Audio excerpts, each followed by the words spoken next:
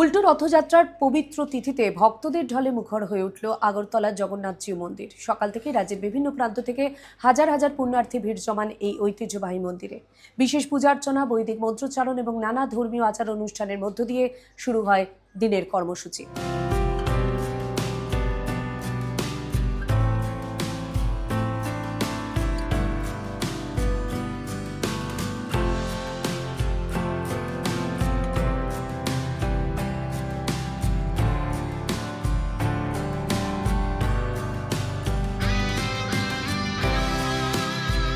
এরপর ভক্তদের অংশগ্রহণে অনুষ্ঠিত হয় বহুল প্রতীক্ষিত রথ টানার পর্ব।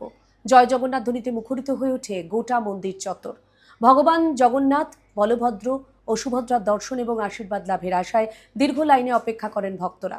কারোর হাতে ফুল, কারোর হাতে প্রসাদ, সবার মনেই ছিল একটাই প্রার্থনা, শান্তি, সুখ ও সমৃদ্ধির।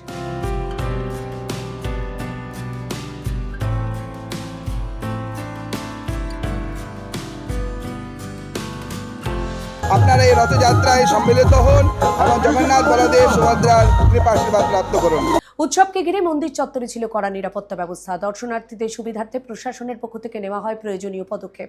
সব মিলিয়ে ধর্মীয় আবহ, ভক্তদের উচ্ছ্বাস এবং ঐতিহ্যের মেলবন্ধনে উল্টো রথযাত্রা উৎসব হয়ে ওঠে এক অনন্য মিলন মেলা। উল্টো রথযাত্রাকে ঘিরে আগরতলার জগন্নাথজিউ মন্দিরে এদিন ছিল ভক্তদের উপচে পড়া ভিড়।